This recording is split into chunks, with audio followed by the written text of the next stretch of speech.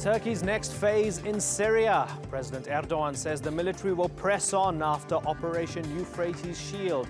But what's the end goal? Also on the program, violence in the Democratic Republic of Congo. Both government forces and a militia are accused of war crimes. Is the president doing enough to end the conflict? And confronting North Korea, Trump says he'll go it alone if he has to. But is it smart to leave China out in the cold? I'm Imran Garda, and this is the Newsmakers.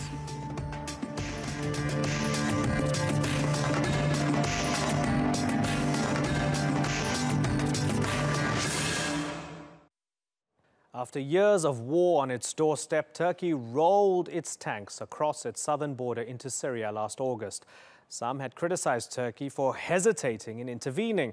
But after a surge of rockets fired across the border and Daesh attacks terrorizing Turkish cities, the military made its move. It was called Euphrates Shield. The operation was designed to help the Free Syrian Army push back Daesh and the US-backed YPG from a stretch of land in northern Syria.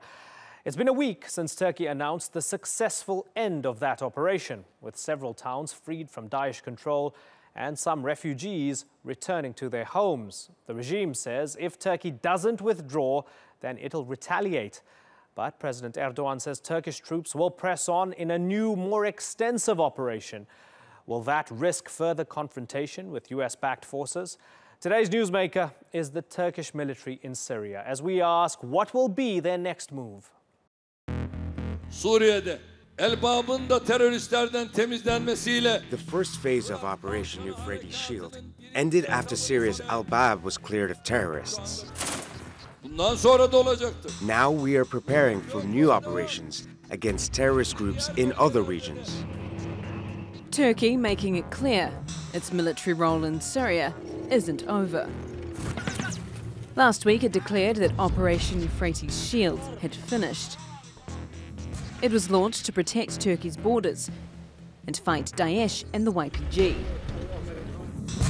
Over 7 months, Turkish troops in the Free Syrian Army captured several towns from Daesh in northern Syria. Turkey has said any new activity in Syria will go by a different name. But it seems the mandate will be similar, fighting factions that have claimed thousands of Turkish lives. Çok güzel sürprizlerimiz var. We have new surprises for all terror groups. The next months, with God's permission, will be spring for the Turkish nation and a black winter for the terrorists. But what will these new operations involve when one of Turkey's greatest enemies is being propped up by one of its closest allies? There were some incidents that affected our relationship. One of these issues is the cooperation and support given to the YPG and PYD by the former administration while we were fighting against Daesh together in Syria. An alliance taking its toll on Turkish-US relations. The YPG is the largest faction of the US-backed Syrian Democratic Forces fighting Daesh. Despite promises from the US, it hasn't retreated back across the Euphrates River. Last month, the SDF struck a deal with the Syrian regime, handing over territory around Manbij city, creating a buffer and putting Turkey in the position of having to directly face off with the regime or its NATO ally. Now the US is looking to take the fight against Daesh directly to its self-declared capital, Raqqa. And it is said that the YPG will be a key part of that fight. Turkey has warned against trying to defeat one terrorist threat with another. On his visit to Ankara last week, US Secretary of State Rex Tillerson said the US wanted to work with Turkey on a way forward. Let there be no mistake, just so we can be clear. There is no space between Turkey and the United States and our commitment to defeat Daesh. Turkey and the United States will stay together in the fight as part of the broader coalition. With Turkey determined to continue the fight against terrorist threats in Syria, what direction might its new operations take? And will that see it working with the US or against it? Yvette McCullough, The Newsmakers. Well, to discuss this, I'm joined here in the studio by Samir Hafiz. He's the former president of the Syrian Turkmen Assembly, And in New York, Jack Law, he's a writer at the International Scope with a focus on military interventions in Syria. Gentlemen, thank you very much for joining us. Samir Hafiz, let's start with you. Operation Euphrates Shield. It's been called off. We're not sure what comes next. But was Euphrates Shield a success? Well, absolutely it was a success. Because to me, if we go back to what happened before in Syria, any act of like bombing from overseas coming, like the Russians or Iranians or even the Americans, if they are bombing certain places like Deir Zor or other places, and they said, oops, in the end we lost, there's about 300 casualties of civilians. And they say, oops, well, apologize, we are sorry for this. The point for me here, it's very important. In Al-Bab, we have a zero casualty, civilian casualty.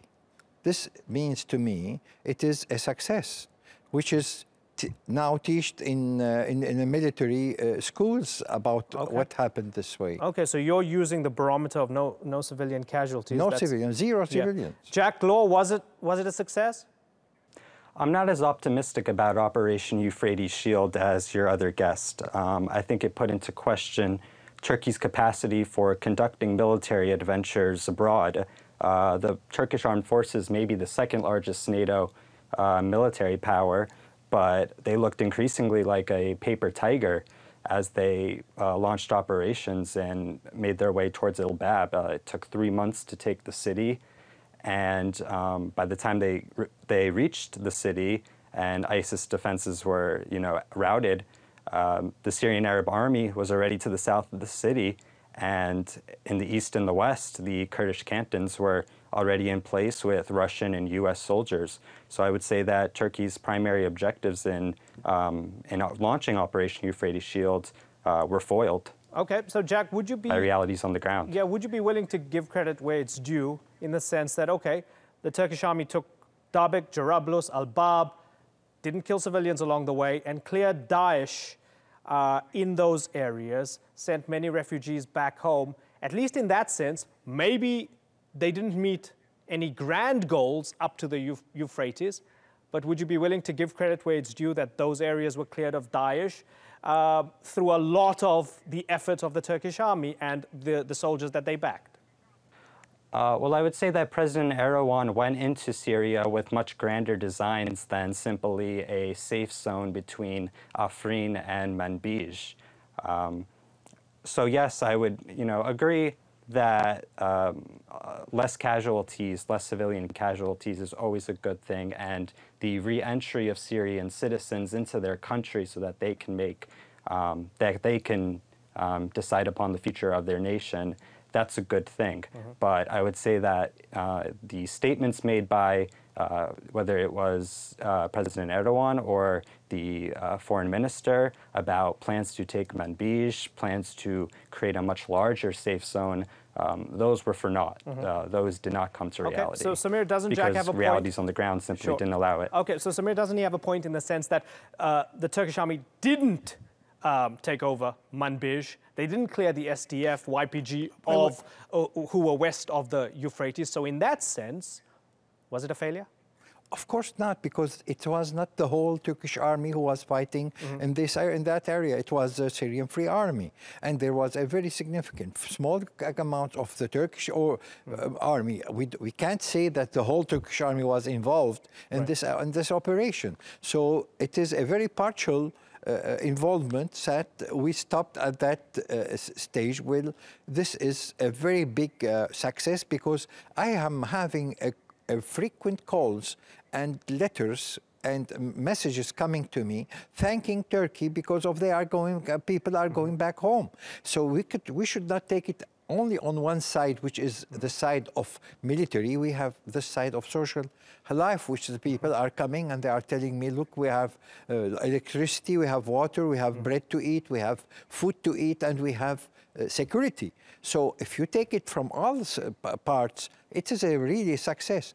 Even if the president or the vice president or even the foreign ministry is talking about Manbij, well, it doesn't mean that it is the end of the whole operation. We still have the president who said that today or yesterday we have the Tigris, east of Tigris. Yeah. So this is not a certain operation finished, and by the way, they didn't pull out. So to me, of course, it is on a military-based, military way that it is not. We did not have the whole area, but don't forget that we have about 915 kilometers with the north of Syria. Right. So and this is not the whole Turkish army. Okay. So Jack, the Turkish army and the fighters that they back are in a sort of holding pattern right now, and there are plans for another assault. We're hearing of Raqqa. President Erdogan has been talking about possibly even conducting an operation in Iraq. A lot of it, you know, we're stitching together both his statements plus a lot of speculation. He's talking about Sinjar, Mosul, Kirkuk, and so on and so forth. Is that a good idea? I think there's a lot to speculate about President Erdogan and his administration's statements at this point. We know that the Turkish foreign policy establishment is much closer with the Iraqi Kurdistan, and I think there can be cooperation there in the fight against ISIS. But as we've seen, the Turkish military in northern Syria, it's only gone about 20 miles south into northern Syria. So, you know, there cannot be any more major plans for Turkish military operations in that zone. And I'd just like to say that the stories that we're hearing about Syrian citizens being able to go home, they have water, they have bread again. We're hearing those same stories from, you know, the liberation of Aleppo by the Syrian Arab Army, of water coming back online. So on both sides of this conflict, we're hearing, you know, some good stories. No, come on, but Aleppo was brutally assaulted, particularly from the air. The east of Aleppo was basically razed to the ground. You can't compare the two, can you? Well, West Aleppo was under heavy sniper fire and mortar fire and tunnel bombs that were, you know, destroying the lives of the people over there. So I think I don't want to play a game of who suffered more, East Aleppo or West Aleppo. All Halabis suffered. But I would just say that, you know, these are stories that are similar. Okay, and so because there are similar Samir, is that fair? Let's ask a Syrian. Syria, so let me ask a Syrian. Samir, is that fair that the liberation of the towns in northern Syria by the Turkish-backed fighters is being compared to what the Syrian regime calls the liberation of Aleppo? I mean, if we cannot compare it. The Syrian regime killed 1 million people until they came to a certain point and brought invaders from outside, from Hezbollah or Iran or from Iraq or overseas. Now we are talking about Turkish army in a very small amount of Turkish army who liberated very carefully a place which is okay, which is not longer than maybe 20 miles, but don't forget that it is really a real pieces living there. Me, I am from Latakia. Latakia is suffering no water, 2 hours per day, which is liberated, which is since the beginning of 2012 to 11, it is already under the Syrian regime. No water exactly every day, all the day. 2 hours only. We don't know what time electricity will come. Everything is in a black market. You cannot walk in the streets freely. And now they are trying to get all youth to the army, forcing small places. But this is what we should do. So, yeah, so the government's in control, life's not good. Let me ask you, Samir, since you brought it up, is it a wise idea for the Turkish army to want to keep on moving on? They're calling it possibly Operation Digital Shield, Tigris Shield. We don't know yet, nothing's confirmed. But moving on to cities and towns beyond Syria, even in Iraq, when, as Jack said, the Turkish army didn't even take Manbij. Why is it so confident that they can move on to these other places? Well, let's wait and see. You know, Turkey, as I said, will not allow all other forces coming from 15,000 kilometers to defend PYG, like the United States, or for those who are coming from Russia to defend certain places. They have no connection with it. Turkey and Syria my family is coming from Turkey, from Istanbul to Damascus, and from Damascus back there. It's our land. It is a one unique land. Now, Turkey will not leave this for a long time. Be sure, I'm sure, that Manbij and Raqqa and Sinjar all will be in this plan in a way or another, because we are not foreigners. Turkey and the Syrian, we are one nation almost now. So I don't want those capitalist countries coming and talking about... That's highly inflammatory, sir. Okay, Jack, come in with a response. I would just say that's highly inflammatory to say that Turkey and Syria are one country. You know, I understand that President Erdogan has made statements that, you know, the vilayets of Mosul and Aleppo will one day be again under the control of Turkey, but the Syrian people are highly nationalistic and fiercely independent. I don't think they're going to give up their independence that easily. Jack, it is not your... I am Syrian, and half of Syria, they are Turkish-rooted.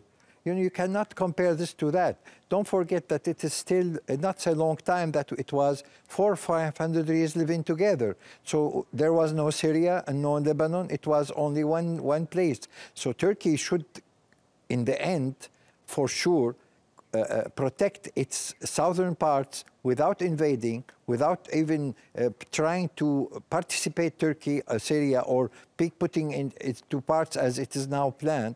So this is very, very normal. Very regular for Turkey to protect itself from the south. That don't forget, it's for over 40 years fighting the PKK, and the PKK are separatists in the end, and they are under as a terrorist and the word regulations or whatever it is. But this is why Turkey should, in the end, protect itself without thinking of even putting Syria into few parts, which we are now witnessing this. Okay, I wish we could go on, but I've got to wrap. I'm really sorry.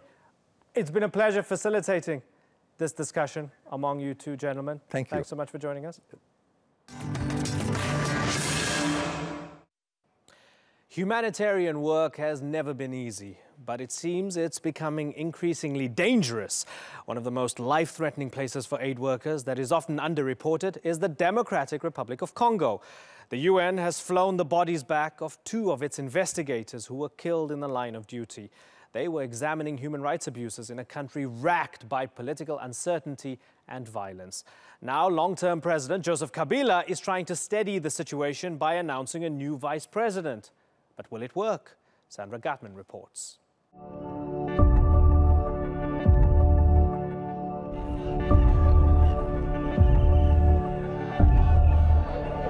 The Democratic Republic of Congo has long suffered from conflict, corruption, and political crises. But recent clashes between government forces and rebel militia have taken a grim turn. Last month, 40 policemen were decapitated in Kasai province, and mass graves have been found containing the bodies of Congolese rebels. The UN has also confirmed that 2 of their experts, Michael Sharp and Zaida Catalan, were killed along with their interpreter. We believe that there's likely grounds that this was a form of criminal act, but we need to determine cause of death. The attacks stem from a rebellion that began last year when President Joseph Kabila refused to step down. Elections in the Democratic Republic of Congo were scheduled to be held in November of 2016. However, they've been delayed, and while they are officially meant to take place in 2017, very little progress has been made towards actually holding them. The fighting has led to the deaths of more than 400 civilians and the displacement of more than 637,000 people. The International Criminal Court's chief prosecutor says both the government and fighting militia could be guilty of war crimes. But justice is likely to be delayed as the violence continues. Sandra Gatman, The Newsmakers. To discuss this, I'm joined by Angèle Makombo in Kinshasa. She's the leader of the opposition party, the League of Congolese Democrats, and a member of the DRC's Eco and Social Council. Thanks so much for joining us, ma'am. So we're reading reports from Kasai. 40 police decapitated, hundreds killed, hundreds of thousands displaced, aid workers killed.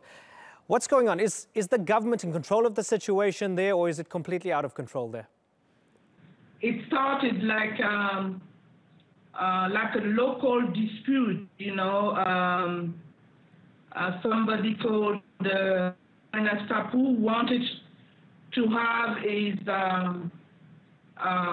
war to be appointed like a local chief, a traditional chief, but the Minister of Interior, who is the one who appoints a traditional chief, didn't want to appoint him, wanted actually to pick somebody closer to the ruling party. So the chief, Kamana Sapu, got very angry about that, you know, rejected the authorities' decision. And then his local dispute as traditional chief, you know, turned to more political, you know, claims, demands. He was saying that it doesn't want to recognize the ruling party, the government. And the government, what it did, sent soldiers to fight the rebellion, to fight the militia. From the report that we are getting, there was disproportionate use of force. And that's why we are getting reports of many people being killed. There are 200,000 people displaced. Yes, my apologies. You know, I don't want to. I'm sorry to interrupt you. I just want to ask you about what they are talking about at The Hague. Fatou Bensouda, the ICC prosecutor, says both sides could be committing war crimes when you talk of disproportionate use of force. So do you think that it could be true that both sides could be committing war crimes, both the Congolese military and Kamwina and Sapu? There are serious crimes committed. We saw in February, you know, a video post on the internet showing some elements, security forces elements, which appeared to be government security forces, you know, killing people, some of the militias. But on the part of the militia too, they are fighting back, and in fighting back, they are also killing a lot of people. So serious crimes are being committed there. Can I ask you if you think the situation in Kasai is a symptom of a broader problem in the country, and is it the responsibility of President Kabila? Do you blame President Kabila? Definitely, it's a symptom of a broader thing. It's a symptom of the lack of, you know, the state authorities throughout the country, you know. And when you ask, you're asking if the government is to blame, Ms. Kabila is to blame. Of course, as the head of state of a country, you are responsible for the security of your people. So they have certainly some responsibility here, but it's really the symptom of what is it's going on in the country since, you know, what was called the First African World War. Mm-hmm. It's really the fact that, you know, we didn't implement what was supposed to be done, security reform. We don't have, you know, well-trained security forces, and we don't have a central government who is doing what it's supposed to do in terms of having control over the entire territory of the Congo. Angel Makombo, thank you very much for joining us. It's time to go off script. Donald Trump says the US will go it alone on North Korea if China continues its current policy of failing to rein in Pyongyang. How would it sound to you if Chinese President Xi Jinping said, for too long the US has not done enough as a peacemaker in the Israeli-Palestinian conflict, so China is going to go it alone and solve it? Here's some things to consider about China's relationship with Pyongyang. For one, they share a border with North Korea, and the North Koreans depend on China as their sole economic lifeline. Chinese support prevents famine and mass death. China doesn't want a flood of refugees across the border, just like the US wouldn't want the same were Mexico to completely collapse. at least until they build the wall. China, like South Korea, is right next door. It's easy to talk tough when your enemy doesn't live in your neighborhood. Do you think the Chinese want to push Pyongyang so hard that those nuclear warheads begin to point at Beijing? Plus, the subject of Korea is dear to both the US and China. The US lost more than 35,000 soldiers defending South Korea during the Korean War in the 1950s. The Chinese lost hundreds of thousands of soldiers defending the North. It wasn't that long ago, and the Chinese don't want to feel that so many of their people died for nothing. They want North Korea to change, and they're the only and closest thing to a friend that the North has. Don't you want to make the most of that kinship so that we can all fix this thing? What the Chinese have proposed is for North Korea to stop its ballistic missile tests and its threats. But it also wants the US and South Korea to stop conducting mega military drills, something Washington just refuses to do. Is it that unreasonable for China to want everyone to stop poking the thin-skinned guy? Yes, I know he can be buffoonish with his bad hair and reckless statements. Guys, I'm talking about Kim Jong-un. Right. He runs the country like a massive prison, a relic of the Cold War. But we should be careful not to merely caricature the North Koreans as if they're somewhat irrationally subhuman, indifferent to the needs and wants of other nation states. I've been there. I've spoken to them. They're human beings in a failing and terrible political system. And I can't be as sure as many others that the leadership wants to commit mass suicide with their 25 million citizens. Like all countries, they want to survive, and they're willing to bluff to do so. There's no way to say for sure how to solve the North Korea riddle, but threatening to ignore the Chinese and antagonizing them might be Trump's most naive move yet. What do you think? Can Trump fix the problem of North Korea by going it alone and sidelining China? That's all for this edition of the Newsmakers with me, Imran Gupta. Thank you for watching. Bye-bye.